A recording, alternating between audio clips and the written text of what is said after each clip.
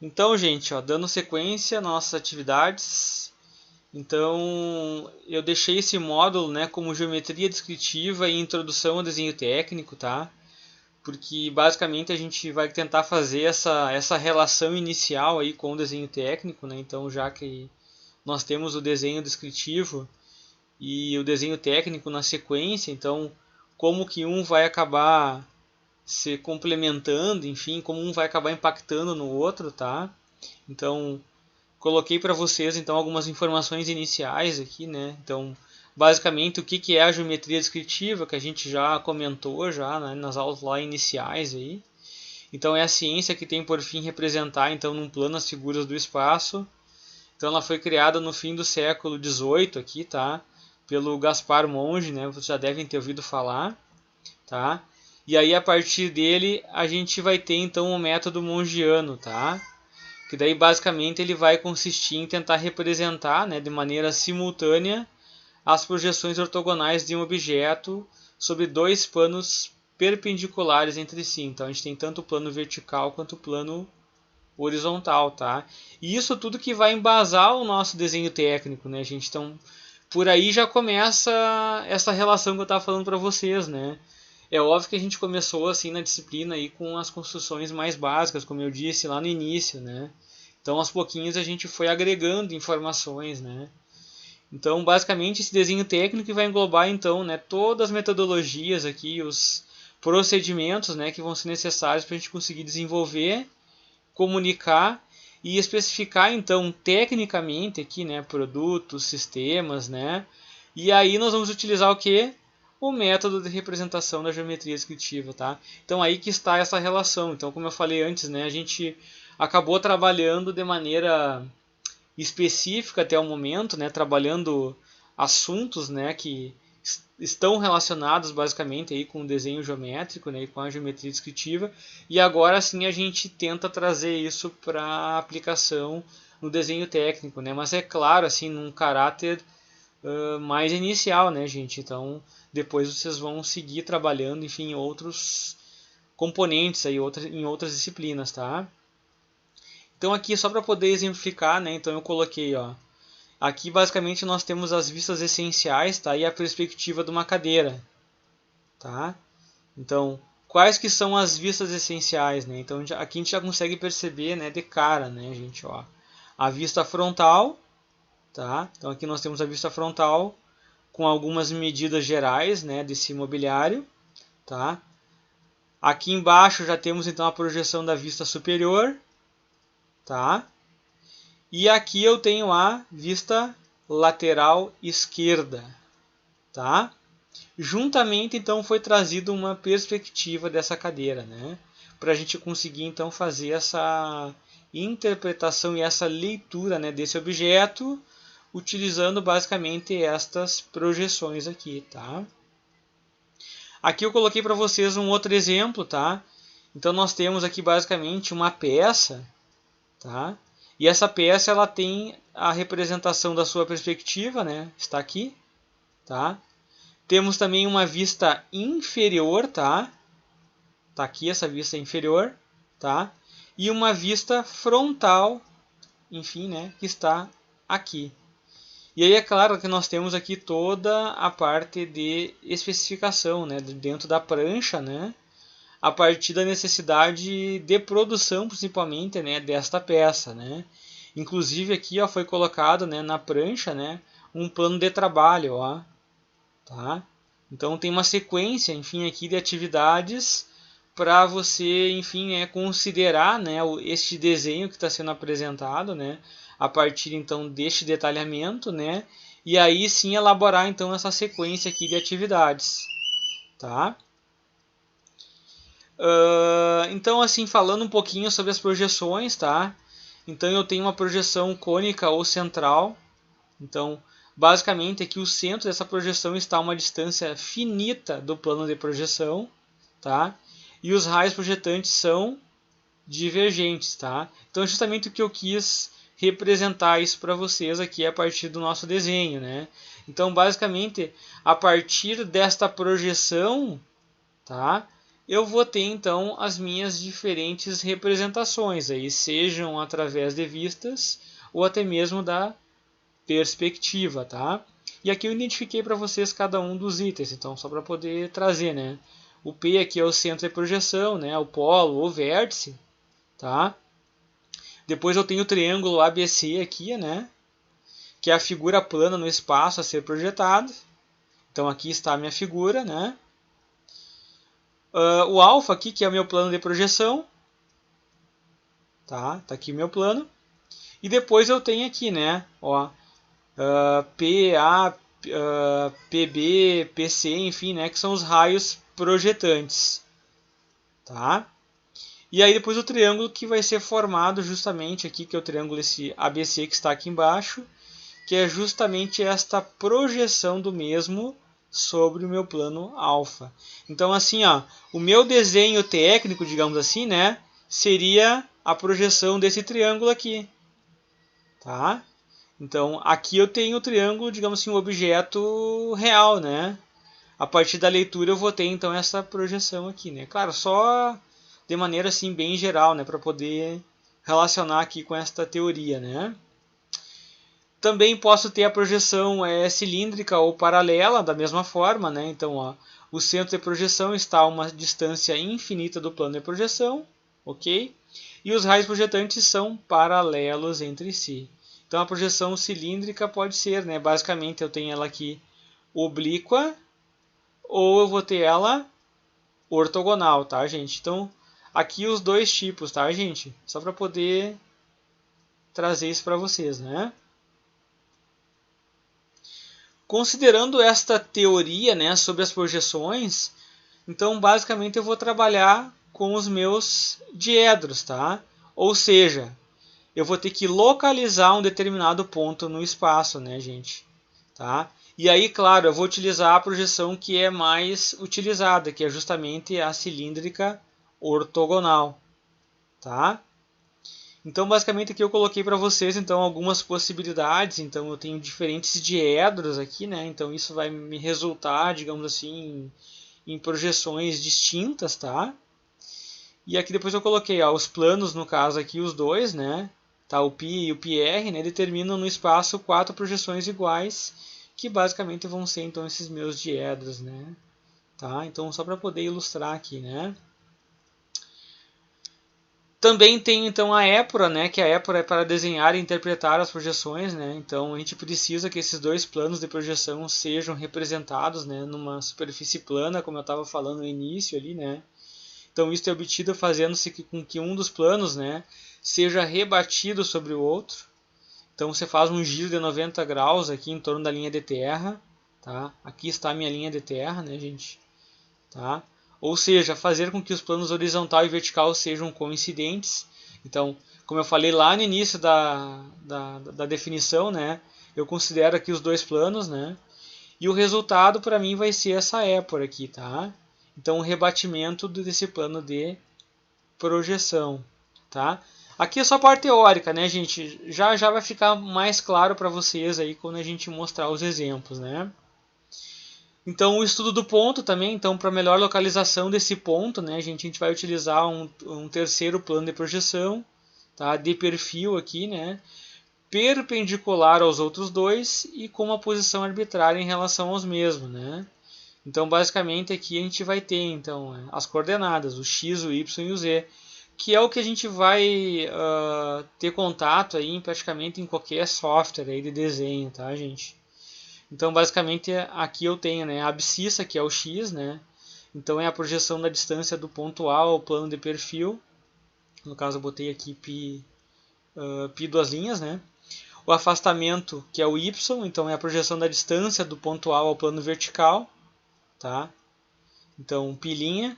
E a cota z, que é a projeção da distância do ponto A ao plano horizontal, tá? Que seria só o meu π aqui, né? Tá?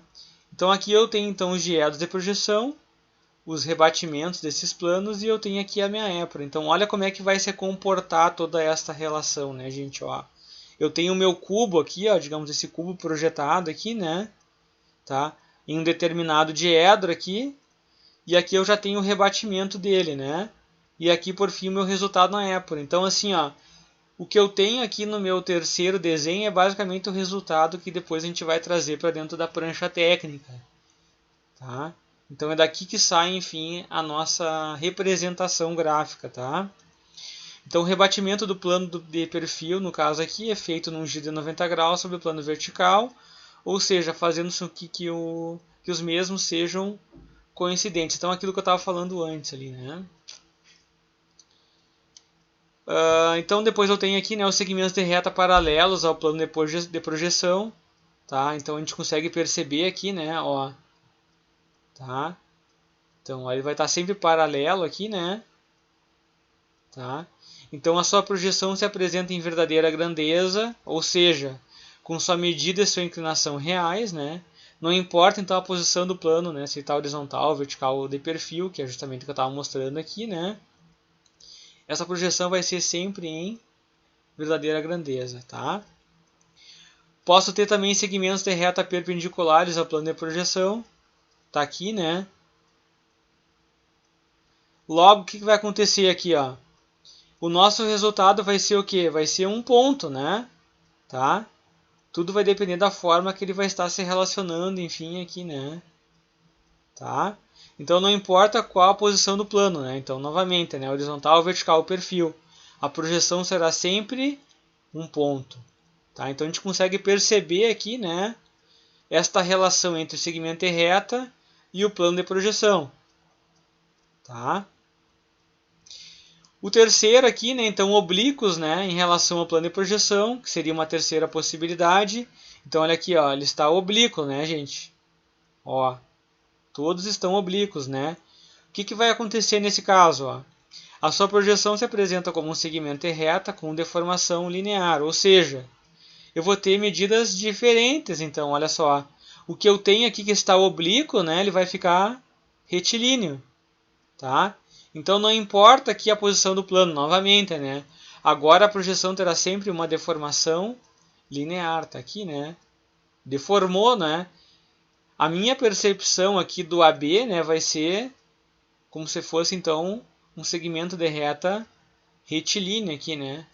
Ó, está deformado, né? Ele não vai aparecer oblíquo para mim, né? Tá? Muito bem. A partir então desta teoria, tá, gente? Então eu trago para vocês, então, o que é esse desenho técnico, né? Então ele é essa forma de expressão gráfica que vai ter por finalidade representar a minha forma, a dimensão e, é claro, a posição dos objetos, tá? Então, basicamente aqui, né, eu tenho as três vistas essenciais de um cubo, tá? Então, considerando todos aqueles aspectos anteriores que eu estava mostrando aqui para vocês, né? Tá?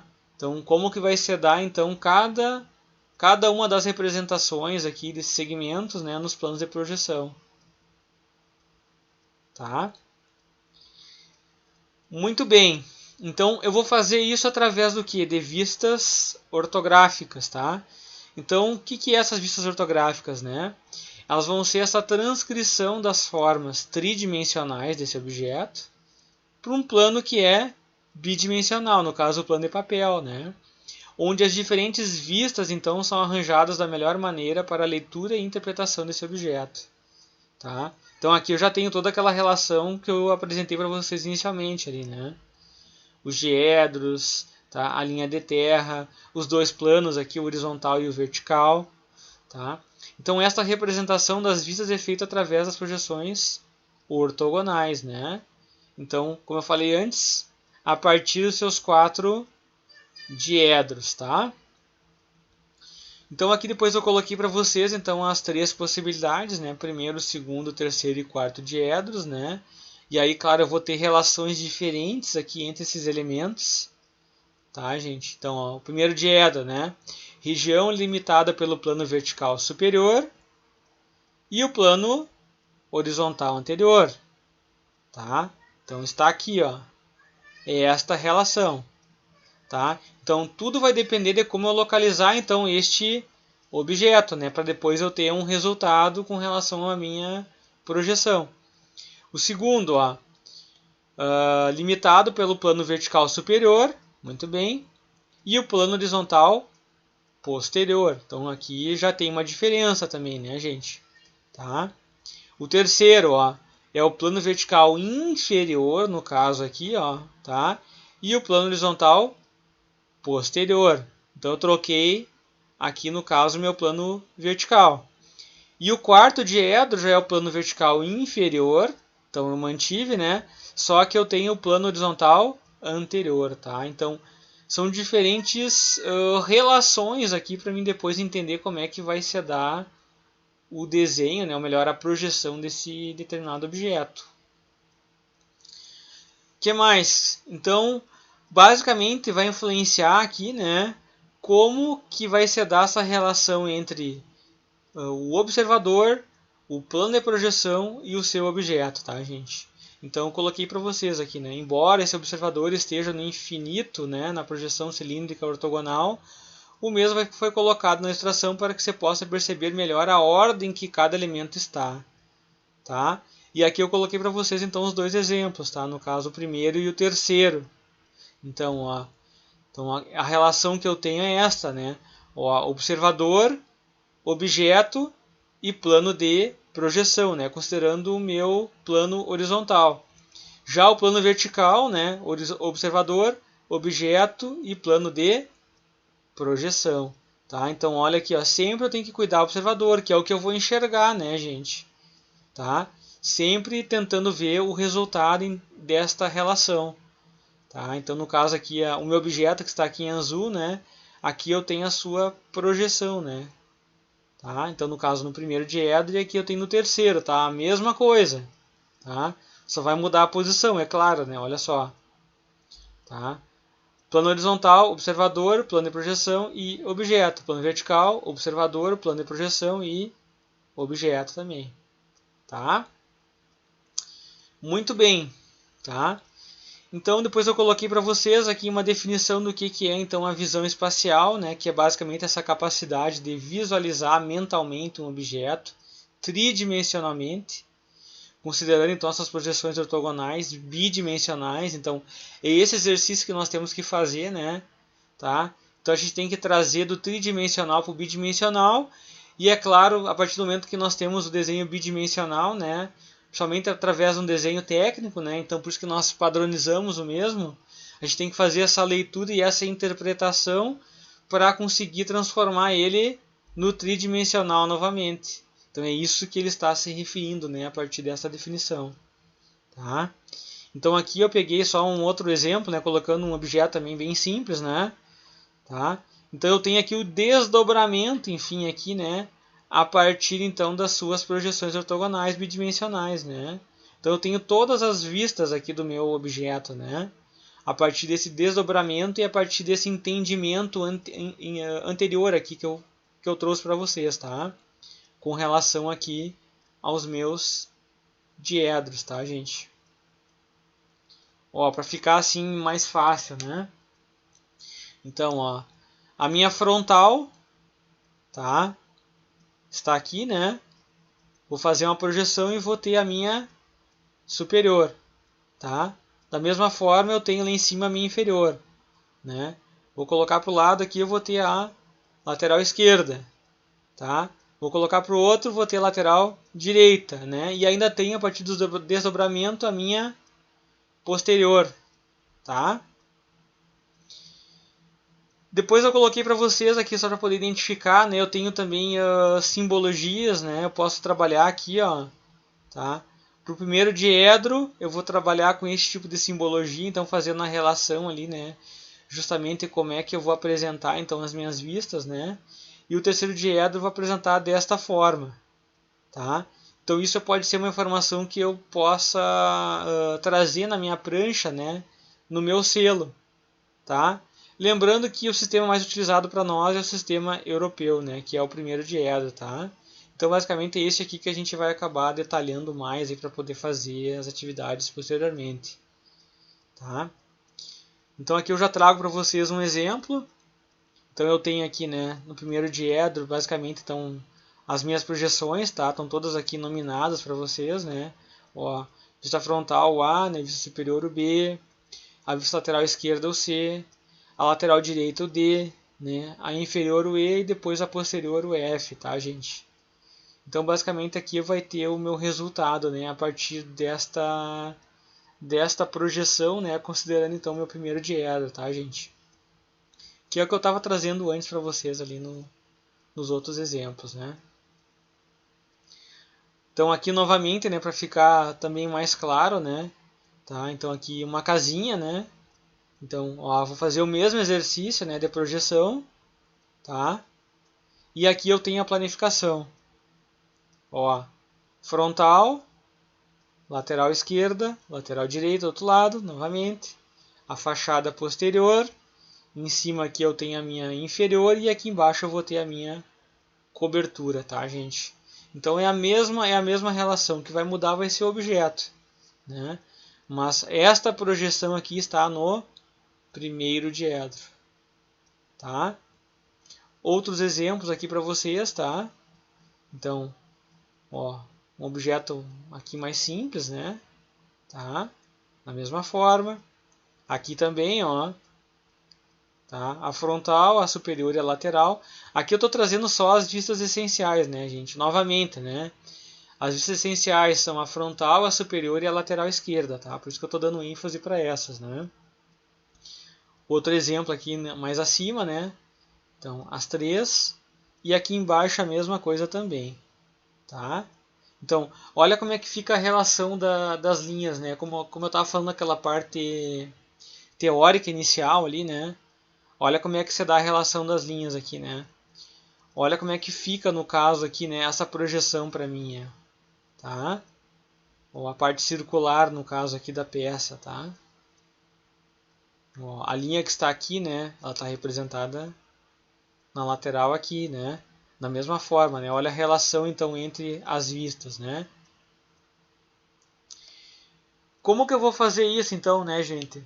Basicamente eu tenho que estabelecer as normas técnicas, né? Tá? Então no Brasil a gente tem basicamente aí as normas, né, que são editadas pela ABNT, né? E essas normas eu já coloquei para vocês lá no portal, acho que desde a primeira aula, né? Inclusive quando a gente estava ainda no presencial, eu levei para vocês as normas impressas, tá? Acho que foi na primeira aula. Primeiro nós tivemos atividade que foi lá no campus, né? Que foi aquela palestra inicial. Então foi na segunda aula. A segunda aula, então, eu levei para vocês, né? Impresso, né? Vocês tiverem esse acesso, né? A esse material. E até eu recomendei, né? Para que vocês imprimissem, né? E tivessem como material de referência, né? Então, assim, tô com dúvida, tô com dificuldade, né? Vou ir atrás da fonte principal, que é justamente as normas, né, gente? Então aqui eu só coloquei para vocês então uma lista, né, com as normas principais, né? Então a 106/47, que é uma geral aqui falando sobre desenho técnico, a 100/68, né, que fala só da folha de desenho, tá? A 105/82, então ela fala sobre a apresentação da folha, o que ela tem que conter, né?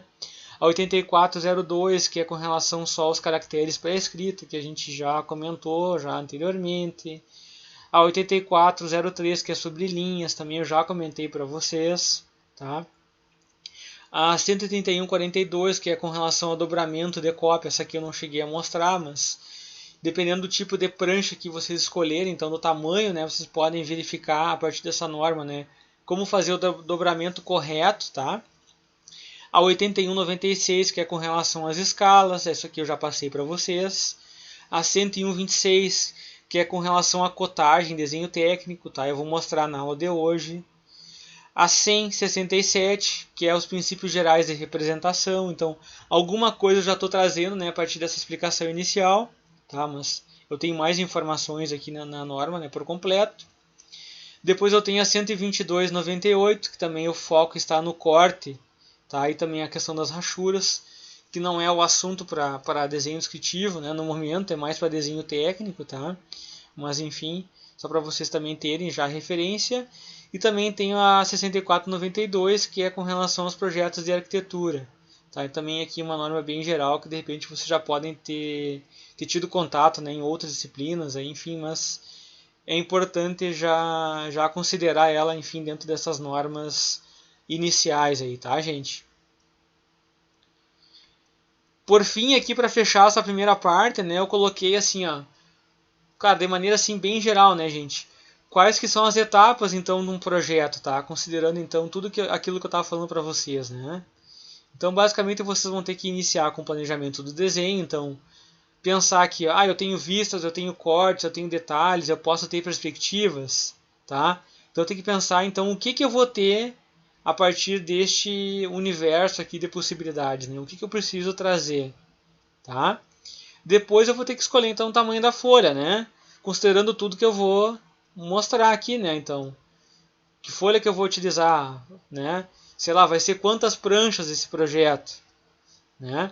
Aí eu vou definir, claro, as margens e a legenda de acordo com a folha, né?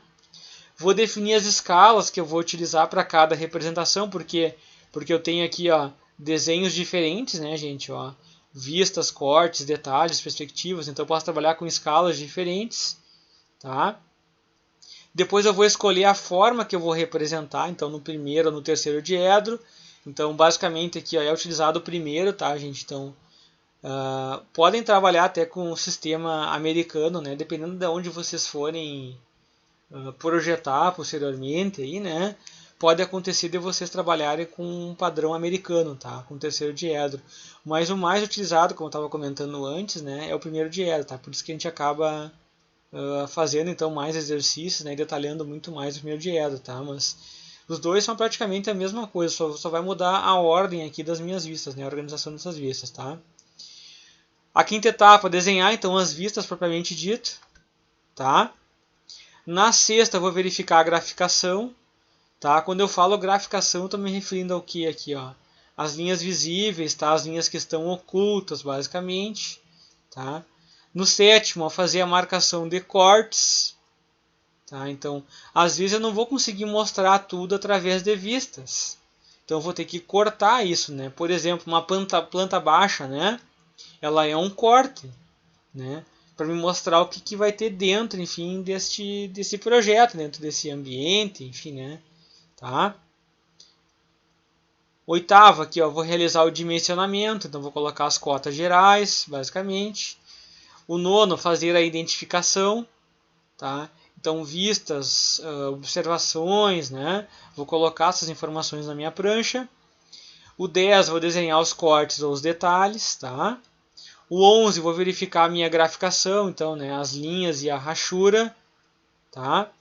O 12, eu vou realizar o dimensionamento, então vou fazer esse detalhamento completo, tá? Por quê? Porque eu já tenho, então, aqui, ó, todas essas etapas de desenho já concluídas, né?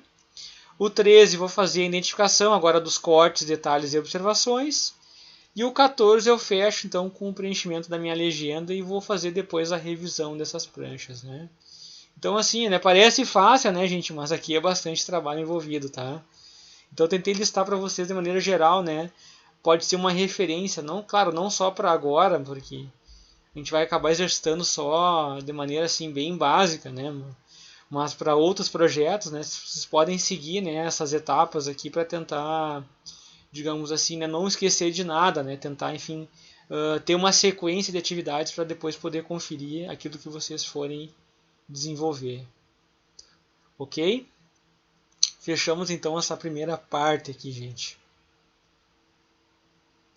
Bom, gente, aqui eu já trago para vocês então um pouco com relação à minha cotagem, tá? Então, basicamente, como é que eu vou colocar as medidas no meu projeto? Então, apesar de vocês não fazerem projetos assim tão complexos nesse momento, né, pelo menos para aqueles que estão mais no início do curso, tá? Eu acho interessante pelo menos passar para vocês aí alguns aspectos gerais com relação às cotas, né? Porque vocês vão precisar ir para as nossas atividades finais aqui. Então, aqui eu fiz um resumo para vocês da NBR 101/26, tá? Pegando então, como eu falei antes, alguns aspectos gerais aí, né? Então assim, eu tenho diferentes tipos de cotas, tá? Então eu coloquei para vocês aqui então a funcional, a cota não funcional, tá? A cota auxiliar, né? A cota de um elemento ou um produto acabado, né? Que basicamente ela vai servir aqui para uma montagem ou para algum tipo de serviço, tá? E aí eu coloquei exemplos a partir, enfim, desses tipos de cotas, né? Então basicamente eu tenho aqui identificado, né, dentro dessas peças, né, o tipo de cota que foi utilizado, tá? Então aqui, vamos pegar esse do meio, por exemplo, aqui, né? Então, ó, tem uma cota funcional aqui em cima, né? Porque basicamente eu estou trazendo este dimensionamento aqui, tá? E uma não funcional que mostraria, no caso, até o início aqui dessa pontinha, né? Tá? Então seria uma situação aqui, né, onde eu tenho cotas diferentes. Já essa parte aqui onde eu tenho a abertura, basicamente, né, já é uma cota funcional novamente, né? Aqui, ó, eu tenho, por exemplo, possibilidades de tolerâncias, né, com relação então a esta peça, né? Então aqui, ó, pode ser 25 ou mais ou menos 0,06, né? O 15 mais ou menos 0,01, tá? Então assim são diferentes necessidades com relação, no caso, a esta peça aqui, né, que vai estar sendo apresentado, né, a partir da minha cota, tá? E aqui na primeira, então, eu tenho vários exemplos, né, com relação, então, a esses tipos de cotagens. Para fazer isso na prática, basicamente eu tenho aí métodos diferentes, tá, gente? Eu coloquei para vocês aí inicialmente, né, este aqui, tá? Então eu tenho as cotas, né, localizadas acima e paralelamente às linhas de cotas, né? E preferivelmente no centro. Então tá aqui, né, na representação, tá? Ó, então primeiro de um objeto aqui mais retilíneo, né, e depois um objeto circular, tá? Porque aqui eu tenho cotas angulares, né, gente? O segundo método, então eu tenho já as cotas, né? Basicamente eu vou considerar a base, né, da folha de papel, tá? Então as linhas de cotas devem ser interrompidas, né, preferivelmente no meio, né, para conseguir escrever a mesma. Então se eu estou considerando a base aqui, né, então olha só, o sentido dos meus números, né, vai ser sempre o mesmo, né, tá? Ó, inclusive para cotas aqui que estão na minha horizontal, certo? Olha a relação aqui também nessa peça circular, né? Tá? Então assim, ó, olhem novamente a diferença aqui entre os dois tipos de cotagem, tá, pessoal? Os dois estão corretos, né? Então eles estão lá na minha norma, tá? Então eu posso seguir qualquer um desses dois métodos aqui, né? Tá? Depois, então assim, ó, coloquei para vocês sobre o posicionamento. Então a cota deve ser lida sempre na base da folha de desenho, né? Ou à sua direita, tá? Então as posições inversas são consideradas de cabeça para baixo. Então é um erro bem comum, né, gente, dos projetos aí. Então eu gostaria de chamar a atenção de vocês, aí, já que a gente vai fazer aí exercícios, né, logo adiante, tá? Então aqui eu botei as posições corretas, né, tá? E aqui as posições erradas, né, só para poder identificar, tá? Depois os nossos elementos. Então o que eu tenho então nas cotas, né? Então basicamente eu tenho aqui, né, esses elementos aqui, tá? Então, ó, tem a linha de cota, tem a própria cota propriamente dita, que é o meu número ali, né? A finalização, e eu tenho também a linha de extensão, tá? Eu gostaria de chamar a atenção aqui pela questão da finalização, né, gente? Ó, eu tenho que fazer essa marcação aqui justamente para poder determinar, né, e deixar claro que é até esse ponto, né, que eu estou considerando para colocar então uma determinada medida. O que acontece na prática aqui, ó? Se eu não tivesse, por exemplo, a cota aqui ou um número, né, basicamente, eu poderia pegar o meu escalímetro, né, e colocar em cima aqui, ó, e considerando então esta finalização, eu descobri a medida do meu desenho, né, ou daquela parte do desenho propriamente dita, tá? Então eu tenho que fazer essa representação de forma correta, tá? Depois eu coloquei para vocês aqui, então, ó, basicamente o que eu posso identificar, né? Então, cotas dos ambientes e paredes, tá? Cotas totais externas, né? Isso também é a subdivisão de paredes e esquadrias, né? Tá? Então, basicamente, isso daqui vai estar presente aí, né? Dentro dos projetos. Então, falando um pouquinho de cada um dos elementos, né? A linha de cota é a linha que contém a dimensão daquilo que vai ser cotado. Então aqui que eu vou colocar o valor numérico da cota, como eu estava comentando antes para vocês, tá? A linha de extensão, que é a linha que liga a linha de cota ao elemento que está sendo cotado. Então, né, eu tenho que identificar isso também, né? A cota, eu estou tirando ela da onde, né? Ela vai pegar em que parte do objeto. É de que ponto até que ponto, basicamente, né? Tá? A finalização que eu estava comentando antes, que é imprescindível, né? Então as linhas de cotas e de extensão, né? Elas se cruzam, basicamente. Então tu vai adotar, né, pequenos traços, né? Então tu vai considerar que o ângulo de 45 graus no ponto de intersecção é justamente o que eu estou demonstrando para vocês aqui, né? Tá? E aqui eu coloquei então só para demonstrar, né, exemplos de cotas, né? Então as cotas oblíquas, né, gente, ó, devem acompanhar as linhas de cotas e essas devem ser paralelas, né, a esta face que está sendo cotada. As cotas horizontais estão aqui, tá? As cotas verticais também, ó, devem acompanhar a linha de cota, né, como se o observador estivesse à direita do desenho, também está aqui, tá? Então só para poder exemplificar aí os três tipos aí, né? É óbvio que a gente vai ter também informações que são específicas, né, gente? Então aqui eu trouxe para vocês, né, basicamente as esquadrias, né, tá? Então eu tenho que considerar sempre as três dimensões aqui, né?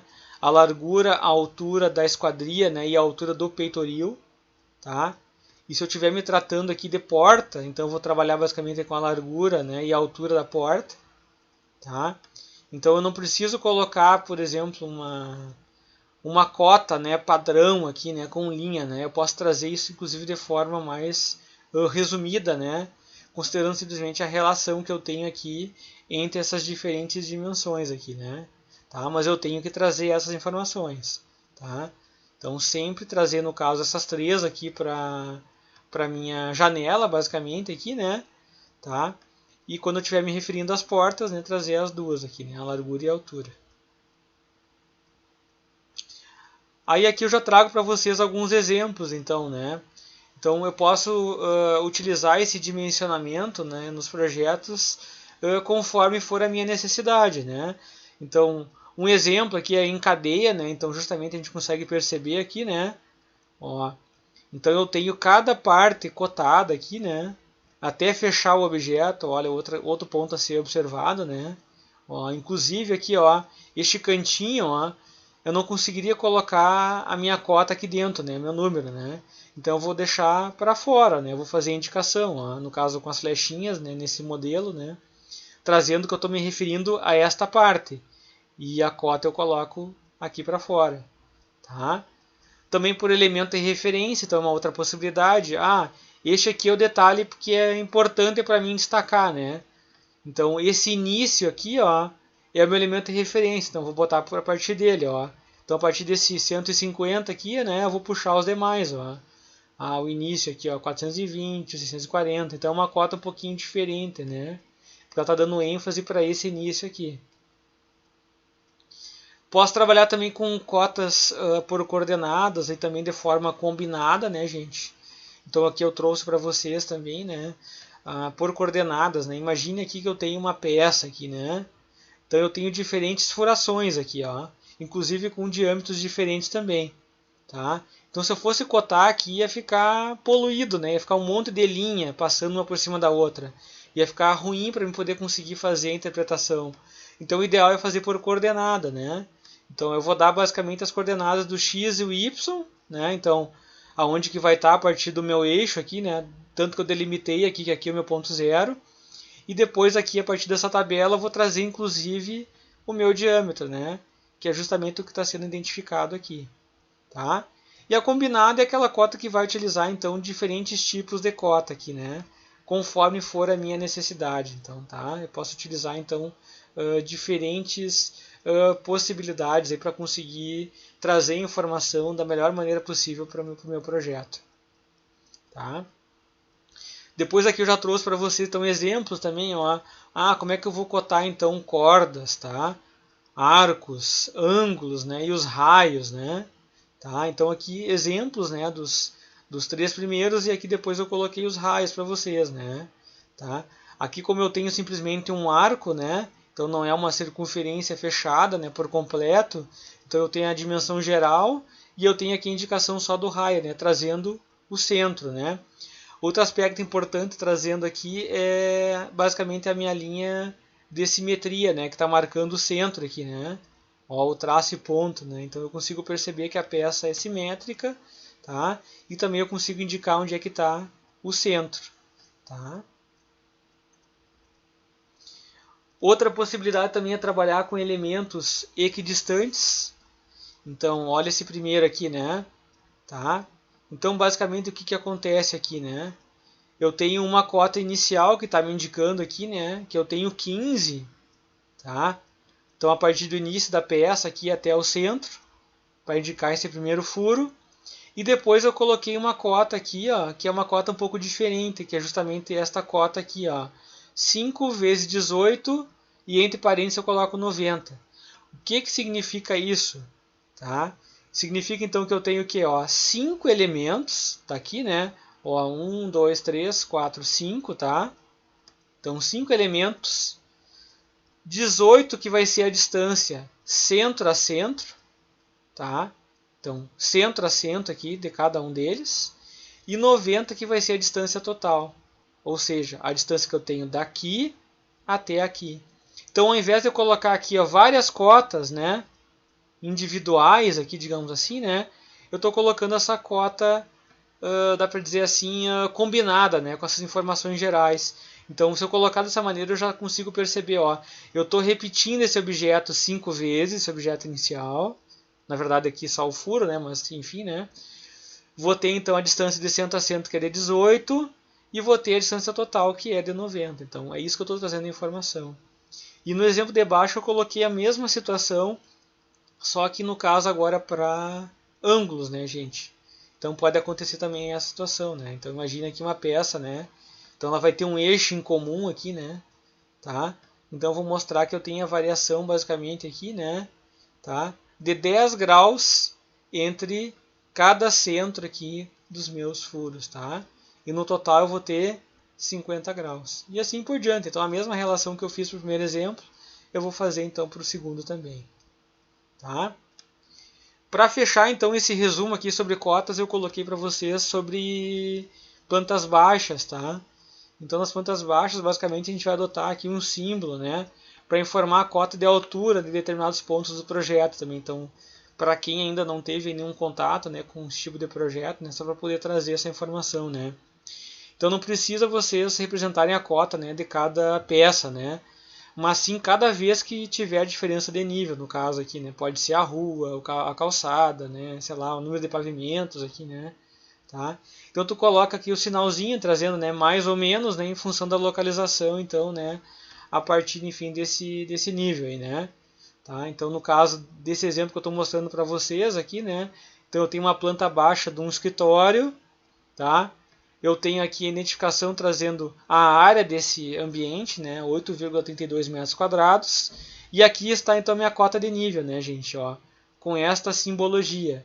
Então eu estou colocando mais 0,45. O que eu vou entender a partir disso, né? Que ela está então 0,45, tá? A mais elevado então do que o nível da rua, no caso que seria o meu ponto zero, tá? Então isso que eu estou entendendo aí, né? Claro, aí tu precisa definir isso antes, né? Mas a partir do projeto aqui eu vou conseguir perceber esta relação.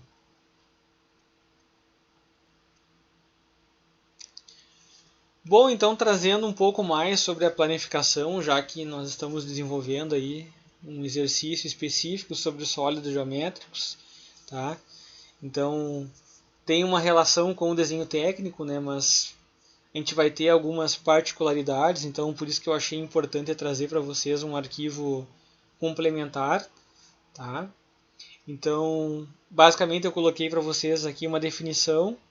Então, quando a gente está tratando, então, né, basicamente da planificação, o que a gente quer de resultado é basicamente essa representação desse objeto, que ele está no tridimensional, né, mas trazendo ele para o bidimensional, para as duas dimensões, né?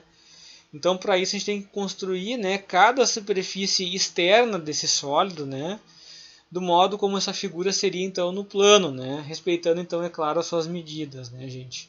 Então a gente consegue perceber aqui pelo próprio exemplos que eu coloquei aqui no lado, né? Então a partir deste sólido, né? Tá? E também eu tenho que considerar, né, que às vezes eu vou ter objetos que são curvos, né? Então basicamente é isso que eu estou me referindo aqui, né? Quando a superfície é plana, né, está tranquilo, né, gente? Porque a gente vai ter uma face.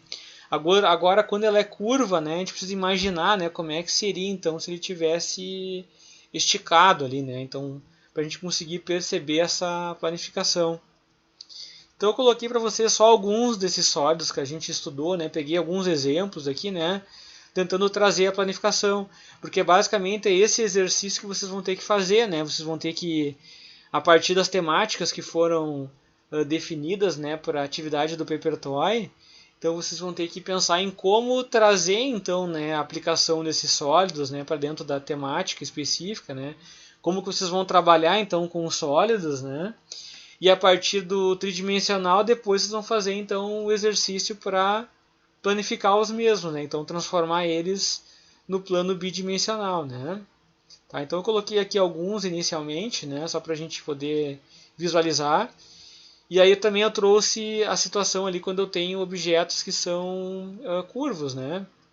Então, por exemplo, o cone, né? Vai ter essa situação também, né? Tá? Então aqui eu tenho, né, a parte que vai ficar curva aqui embaixo, né? E se eu for planificar ele, né, eu tenho que considerar então, né, esse aspecto, né? Aqui eu já coloquei inclusive nessa imagem aqui como exemplo, né, que eu tenho a área que eu vou ter que considerar que é a área para cola, né? Então inclusive eu tenho que deixar a área para conseguir fazer o fechamento, né? Porque vocês precisam considerar que depois esse objeto, né, se for utilizar, é óbvio, né, o cone, né, que eu mostrei como exemplo, né, vocês precisam considerar então que esse objeto precisa, enfim, né, ficar fechado, né, ele precisa ficar completo, né, ele vai ser construído no meio físico, digamos assim, né, a partir do seu tridimensional. A mesma forma aqui com, no caso, o meu cilindro, tá? A mesma relação, né? Então aqui a partir do seu perímetro, né? Tá? Então eu vou ter aqui depois a minha planificação, né? Então vou considerar esse mesmo aspecto, né? Considerando também aqui as minhas áreas para poder fazer depois a colagem, né? Então, claro, se eu fosse utilizar aqui o cilindro, né? Tá? Então aqui só para poder mostrar um pouco daquela teoria inicial ali, né? Sobre, né, esta planificação. Então aqui eu trouxe para vocês, então, já fazendo a relação com a nossa aplicação, né? Então os Paper Toys, então basicamente eles vão servir aqui, né, para poder trazer a representação das linhas, né? Então eu vou ter aqui processos diferentes, como recortar, dobrar e colar, né? Então aqui eu botei para vocês, né, este exemplo aqui, né? Tá? Então eu consigo perceber aqui na planificação, ó, que as minhas linhas estão sendo representadas de forma distinta, né? Justamente para poder indicar esses processos diferentes. Então aqui na parte de baixo eu consigo perceber isso, ó, tá? Recortar, dobrar, né? Colar as peças, né? Então foi criada uma nomenclatura específica aqui, né? E eu preciso trazer isso para o meu projeto, tá? Vocês devem considerar esse aspecto para o projeto que vocês vão desenvolver aí do Paper Toy. Tá? Aqui eu botei um outro exemplo, né? Então, ó, além daquilo que foi trazido anteriormente, tá? Eu posso também trazer informações sobre os materiais, sobre os processos, de repente sobre ferramentas que vão ser utilizadas, né? Então eu achei interessante neste modelo aqui, tá? Porque ele traz aqui no meu selo, tá? Então, além das informações que eu tenho aqui com relação às linhas, tá? Na parte aqui de baixo eu tenho informações sobre os processos, né? Então basicamente está sendo indicado aqui, né? Qual que seria o papel, qual que seria então a melhor ferramenta, o tipo de cola, tá? Então aqui ficou um pouquinho pequenininho, né? Tá mas depois vocês podem olhar melhor no arquivo, né? Tá? Então tem nesse exemplo aqui do Paper Toy. Então vocês podem olhar essas diferentes referências aí para tentar depois agregar dentro do projeto de vocês, tá? Então aqui trazendo outros exemplos, né, pensando assim na aplicação, né? Então, vamos pensar a área de embalagem, tá? Então, para processo produtivo, para montagem ou até para conseguir fazer um estudo desse layout, né, fazer planejamento desse layout, né? Então, olha a importância da planificação aqui, né? Então aqui eu peguei um exemplo, né, da embalagem de pasta de dente, tá? Então aqui eu tenho um estudo basicamente do layout, tá?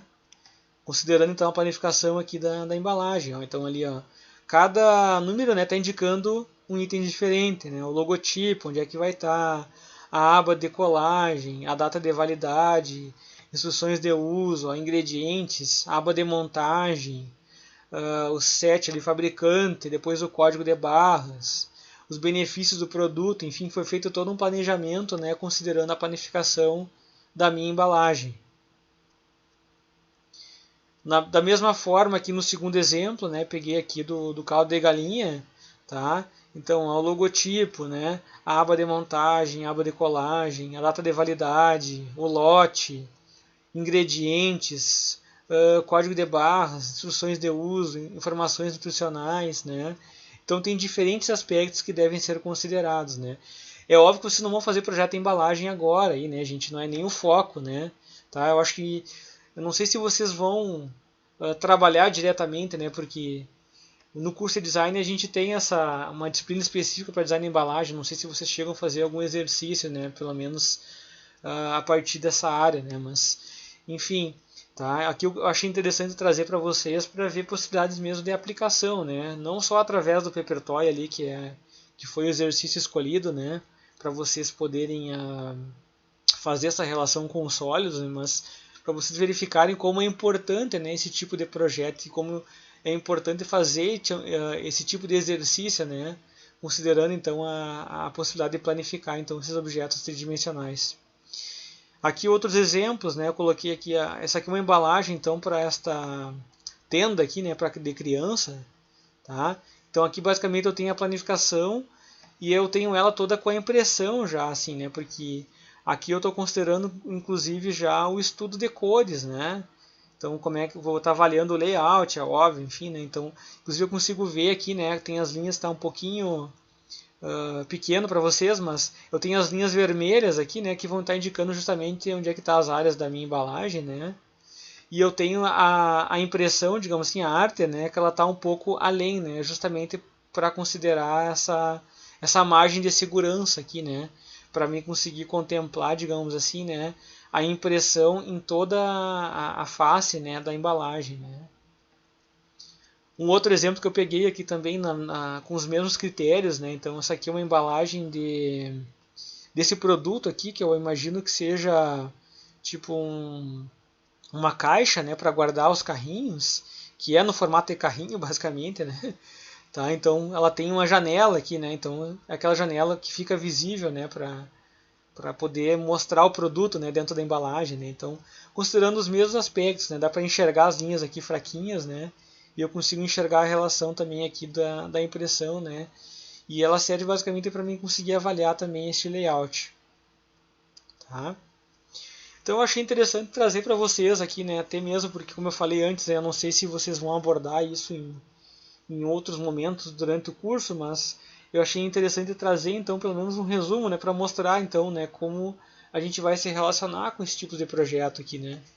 Então, basicamente quando eu vou fazer então desenho técnico de embalagens, né, eu vou ter que fazer essa planificação do projeto e vou ter que indicar essas linhas aí que eu falei para vocês, né. Então, pode ser as linhas de corte, de vinco, pode ser para fazer um picote, né? Pode ser para pontos de colagem, e pode ser as cotas também, né? Então assim, ela é muito próximo daquilo que eu pedi para vocês com relação ao Papertoy. Então por isso que eu achei interessante fazer essa relação, tá? Então também funciona como uma arte final, né? Para produzir também as facas, tá, gente? Então aqui as facas e as facas de corte, tá? E também como uma base para você desenvolver o layout, como eu estava falando antes, né? Então eu consigo inclusive fazer os orçamentos a partir disso. Tá? As facas de corte, o que é as facas de corte aqui, né, gente? Então, basicamente, então, quando eu tiver contornos, né, que esteja fora dos padrões de corte, tá? Quando eu vou trabalhar, por exemplo, com a guilhotina, né? Então eu preciso fazer um desenho especial para poder marcar esses contornos, né? Então aqui eu trouxe um exemplo para vocês justamente para mostrar isso, né? Então a partir dos desenhos, né, finalizados, né, eu vou confeccionar essas facas especiais, que basicamente são essas lâminas de metal aqui, né, que vão ser montadas aqui sobre essas bases aqui, né, como clichês, tá? E elas vão servir para cortar o papel, né, depois de impresso, tá? Então eu preciso, para poder fazer esse ferramental, digamos assim, né? Eu preciso do projeto, eu preciso da minha planificação. Então, olha a importância da planificação, no caso aqui, para poder produzir as embalagens, né? Então, esses clichês que eu mostrei para vocês aqui, né? Basicamente essas facas de corte, elas são desta embalagem que está aqui na imagem, né? Então, olha só para vocês conseguirem perceber essa relação aí, tá? Para produzir, né? Aqui mais a título de curiosidade, né? Não é o assunto aqui para desenho descritivo, mas eu achei só interessante para poder mostrar para você, né? Para trazer uma aplicação, né? Então eu tenho diferentes processos, tá, gente? Então aqui eu mostrei aqui 2 imagens só, né? Trazendo então os maquinários, né? Então eu posso fazer esse corte e vinco de forma manual, né? Posso fazer também de forma automática, né? Tem o corte e vinco com boca de sapo, que é basicamente esta ferramenta que está aqui embaixo, ó, gente. Então é boca de sapo porque ela faz o movimento de abrir e fechar aqui, ó, semelhante a uma boca, né? E como ela é grandona aqui, daí por isso que é feita essa referência aqui ao sapo, digamos assim, né? Tá? Posso fazer com uma plana também automática, então vai ser, né, só uma variação aqui, né? E posso fazer inclusive com plotter, né? Vou plotar, né? Que vocês também já devem ter tomado contato aí, porque enfim a gente passa imprimindo projetos aí, né? Tá? Seja na arquitetura, seja no design, nas engenharias, né? Então as plotters, né? Então aqui eu trouxe alguns exemplos também para poder ilustrar um pouquinho, né? Então embalagens, né? Então que vão utilizar então faca de corte, né? Então olha essa embalagem aqui, né? Então eu tenho diferentes partes aqui nela para depois fazer a sua montagem, ó. Então só para poder mostrar aqui para vocês, tá? Aqui eu peguei só também uma imagem, né? Com embalagens mais complexas, digamos assim, né? Com geometrias diferentes, né? Que é basicamente isso que vocês estão fazendo assim com relação ao estudo do Papertoy, né? Vocês estão tentando abstrair, né, algum objeto, né, a partir da temática que você escolher, né, tentando entender como é que vai se dar essa relação, né, com os sólidos, né. E para a embalagem é a mesma coisa, né. Então, que tipo de volume que eu vou gerar, né, a partir da proposta daquela embalagem, né. Claro que eu vou considerar aí diferentes aspectos aí, né, com relação à própria embalagem, mas pensando só no volume aqui, né, então olha como eu vou ter desenhos diferentes aqui, né. Tá? Novamente aqui eu peguei um exemplo da pasta de dente, né? Só troquei de marca aqui, né? Mas só para poder ilustrar aqui, né? Então só aqui peguei uma imagem dela aberta, né? Da própria embalagem e aqui já a sua planificação, né? Então olha como é importante vocês fazerem essa diferenciação com relação às linhas, né? Então aqui eu consigo perceber, né? O que vai ser cortado basicamente e o que vai ser simplesmente dobrado, né? Então, esse tipo de informação vocês têm que trazer dentro da prancha, né? Inclusive então no Papertoy. Outros exemplos aqui, ó, achei uns cartões de visita também, ó, com esta faca de corte diferente, né? Então achei interessante para mostrar também para vocês aqui, né? Tá, ó.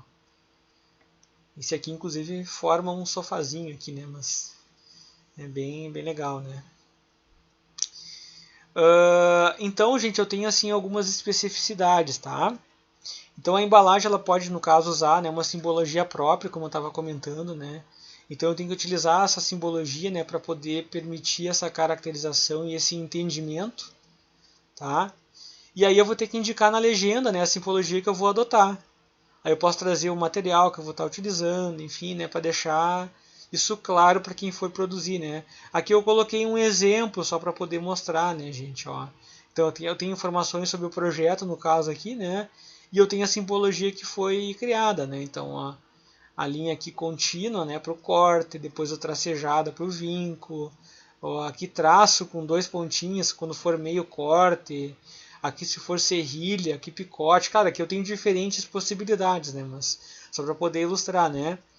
Ou aqui no caso, ó, um quadradinho, né, com riscadinha, né, com as linhas em 45 graus, né, para reserva de cola ou para verniz, ou se eu tenho alguma área de relevo, enfim, ó, imaginem aí diferentes possibilidades com relação a projeto de embalagem, né? Então eu posso criar isso, né, a partir da minha necessidade, tá? Então assim não existe assim um padrão específico, tem que ser dessa maneira, tá? O que eu tenho que fazer é mostrar isso, né? Seja de uma forma, seja de outra, mas eu tenho que trazer essa informação, tá? Aí eu coloquei para vocês aqui com relação a essas possibilidades, né? Então aqui fazendo uma relação com a ferramenta, basicamente aqui, né? Então eu tenho aquela faca de corte lá, né? De diferentes formas, né? A partir então do tipo de linha, né, que eu vou produzir, né, do tipo de ação, né, que eu vou desempenhar. Então aqui eu tenho a simbologia, basicamente, a identificação, né, então a vinco, corte, picote, meio corte, né, e o tipo de faca que vai ser utilizado lá no meu ferramental. Então muda basicamente para mim aqui a ponteira dela, né, gente, tá? Então só para poder assim ilustrar um pouquinho para vocês aqui, né, sobre isso, né? Tá? Então eu estou me referindo a isso aqui, né, gente? Só para voltar aqui, né? Tá? Ó. Então a estas lâminas de metal que vão estar montadas aqui, tá? Ó, então eu posso ter diferentes desenhos, né? A partir do tipo então de ação que eu vou desempenhar depois, tá? Para finalizar praticamente aqui, então, né, lembrando que a cotagem, né, então eu tenho aquela NBR aqui, né, que eu mostrei para vocês, né, a 101,26, tá? O que é indicado geralmente, ó, trabalhar sempre com a dimensão real, tá? E a unidade deixar em milímetros, tá, gente? Então vocês podem adotar inclusive para o Papertoy aí, tá? Realizar então as ampliações, detalhes, se houver necessidade, tá? Eu acho que no Papertoy não vai ser tão necessário, tá? Mas em embalagens pode acontecer isso, né? E também aqui eu posso utilizar cores distintas, né, para identificação de itens, né? No caso eu pedi para vocês fazerem o Papertoy, tá? Manual, tá? Mas depois para frente, aqui, claro que aqui é só um exercício, né, pensando na disciplina de desenho descritivo, né? Mas para frente, se fizerem projetos que necessitem de planificação, né, e vocês forem trabalhar com algum software, tá? Então vocês podem trabalhar com a distinção de cores também para poder auxiliar nessa nomenclatura, né? Aqui eu quis também ilustrar isso para vocês, né? Então simplesmente eu estou trabalhando com cores diferentes para poder mostrar então diferentes processos, né? Ou diferentes necessidades aí com relação ao meu projeto de planificação, tá? Então simplesmente está aqui, né? Está em vermelho, aqui acho que é em azul, né? Para mostrar então que é retilíneo, basicamente, tá? E para quem ficou curioso, digamos assim, quiser aprender um pouco mais sobre design de embalagem, né? Procurar outras informações, eu deixei aqui mais como caráter, enfim, complementar, né? Então tem toda a legislação e a parte de rotulagem, né? Nós temos aqui, por exemplo, a ABRE, né? Que é a Associação Brasileira de Embalagem. Então, se quiserem ver informações aqui, né? Tem o site aqui, então vocês vão ter então esse material complementar aí, se alguém precisar, né, gente? Tá? Então finalizo aqui para vocês então esta parte.